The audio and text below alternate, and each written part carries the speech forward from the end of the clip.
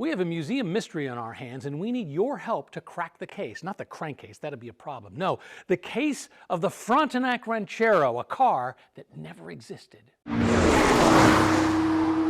there, Rick DeBrule with another chapter in the automotive evolution. Here once again at the Martin Auto Museum, a great collection of more than 170 cars, each one telling a different story in the automotive evolution. And some, well, they're pretty unique, like this car right here, a 1960 Frontenac Falcon Ranchero, a car, as near as I can figure, that never existed. So we have to start by telling the story of Frontenac. Now, I don't want to go all the way back to the 1600s and the guy who was Governor General of New France and stretched all the way from Canada down into Louisiana. No, I want to talk about Frontenac, the car company of Canada. Now, technically, it was just a Ford that was renamed for Canada, and it only happened for 1 year, 1960. What they decided they wanted to do was have a special brand for Canada. They've done this a number of times with the Meteor, the Monarch, Chevrolet, GM has done this before as well. But for Ford, they decided they were going to have a 1-year model. It was going to be a compact car, basically the Falcon, called the Frontenac. And it actually did relatively well in 1960. They sold almost 10,000 of them. But they decided for a bunch of reasons that they were simply going to roll the Falcon into the Meteor line for Canada. They didn't need a Frontenac, a new division. They were just going to go and let it run off into the distance. But what's unique about this car is the fact that this one is a Ranchero. And once again, as near as I can figure, they didn't build any Rancheros for the Frontenac line in 1960. So the question is, what do we really have here?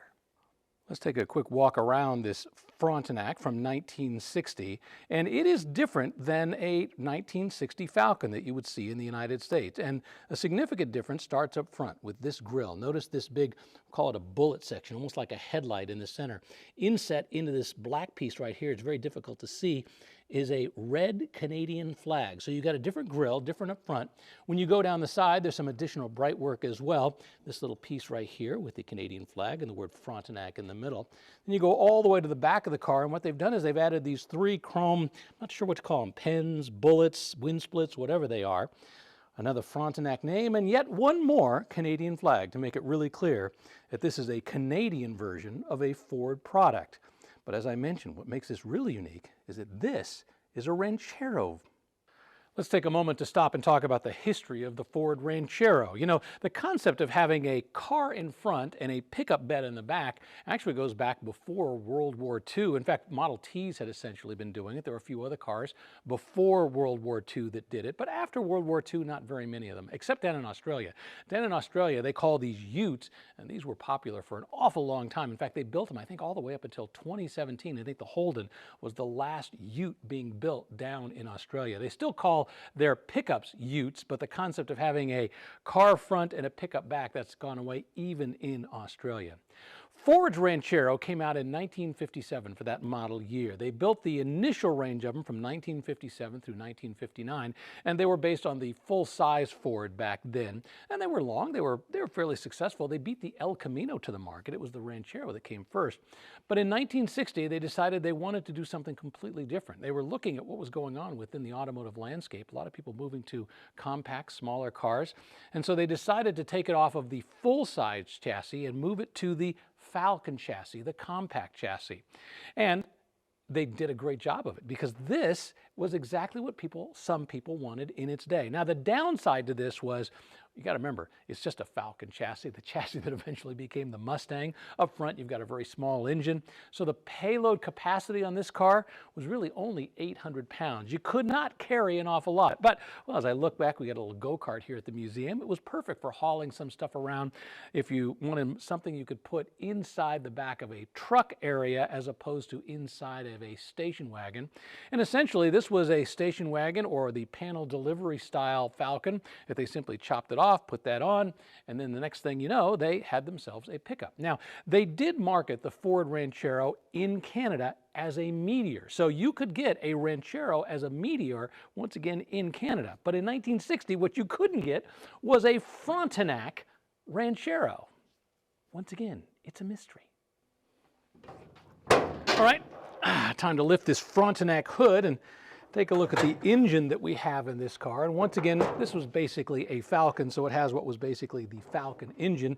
Not the most exciting engine in the world, but it was a pretty solid engine for its day. Now, this engine, they call it the Falcon 6. It was 144 cubic inches. This was actually introduced for Ford in 1960. So this was the first year of this engine for this six-cylinder version. Now, six-cylinder inline engines were nothing new for Ford. They'd been doing them all the way back in the early 1900s. But this particular engine came out in 1960, and it actually had a pretty good run. They built it for this first 4 years for the Falcon at 144 cubic inches. I think in 1961 they also offered a 170 cubic inch version, so they began to give it a little more horsepower, make it just a little bit bigger as things went along. One of the interesting things about this engine is that the intake manifold on this particular engine is actually cast as part of the head, the cylinder head. So the intake manifold and the cylinder head are just one big component. But when you look inside this engine compartment, especially if you look inside an engine compartment today where everything is packed, there's something everywhere, and then there's covers that cover what little space might be. Boy, this thing has a ton of space. You can actually see the ground in there. I sometimes feel like you could stand right in here and work on it if you had to. And the great thing about this particular engine, not only was it solid, it kept running, it also got pretty good fuel mileage for its day. Now you remember, there were no emissions controls back in 1960s of any substance. So this was still averaging about 30 miles to the gallon, which was pretty impressive because the whole idea of the Falcon was it was supposed to be an economical car. Less expensive to buy, less expensive to own, and this Falcon 6, this 144 cubic inch engine, six-cylinder inline, it delivered. We should talk about the importance of the Falcon because it was a pretty significant car when it came out. I mean, it was designed to appeal, of course, to folks who wanted something a little more economical. Up until that point, most cars had been full size. Really, during the 1950s, you got to remember Chevrolet only had one car that they offered. Ford, for the most part, only had one car, one sedan, one passenger type vehicle that they were offering. In the 1960s, they came up with the concept of having something that was a little more economical. A lot of times they were thinking this would be the second car, because now Americans were becoming more affluent. They didn't just have one car, they wanted a second car. But if you were buying a second car, maybe it needed to be just slightly more affordable. And that's exactly what the Falcon was supposed to be. Now, they built the Falcon from 1960 all the way up through 1970. There were really 3 generations of body style.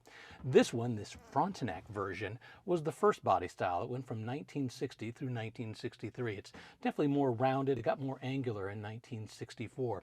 But what's really significant about this car is that it was unibody construction. Remember, up until that point, most cars had simply been frames with everything built on top of the frame. This car was unibody, where the frame and the body pieces were all kind of one concept together. And significantly, that's what made this appealing when they decided to come out with the Ford Mustang. That's why they used the foundation of this Falcon. It had coil springs up front. It had leaf springs in the back. Now, it just had drum brakes all around because, once again, this was an economic car. You're getting 30 miles to the gallon. When I'm inside, it's comfortable enough. I mean, it would get you there. There was nothing special about this car in terms of the way it was going to get you around town. But it had everything you need. I see a fuel gauge. I see a temperature gauge. And inside, I see one lone Canadian flag with the Frontenac label in there. Inside, it looks like it's a miles speedometer right there as opposed to a kilometer speedometer. But to be honest with you, I don't know what the Frontenac was using back in those days, so I can't really tell. But inside, essentially, it's just a Falcon. I did check the VIN for this car, and there's 2 things that stand out. The first is the R designation for where it was built, which means it was built in San Jose, California, at the plant there. Number 2 is it is a code 27, meaning that this was built as a Ranchero. So it was a Ranchero from the word go, but it was definitely built in the United States. So let's get back to our mystery. As far as I know, there were never any Frontenac Rancheros that were built during 1960. On the other hand, I have heard of some Frontenac Falcon Rancheros in existence, and this is absolutely one of them. So the question is, how did this come to be? Was it simply that some Canadian got their hands on a Falcon, the Ranchero version, decided to add the badges just for a little bit of fun to make it look like it was a 1960 Frontenac? Is it something that the factory was doing, that Ford of Canada was doing to kind of show the possibility of what could happen down the line?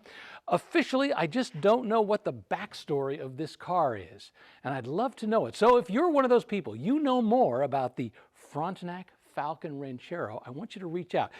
Get into the comments down below. Let us know what you know about this particular type of car, because right now, this chapter of the automotive evolution is a bit of a mystery. Don't forget to like and subscribe, and make sure you watch all our fun videos about the history here at the Martin Auto Museum. What a great story.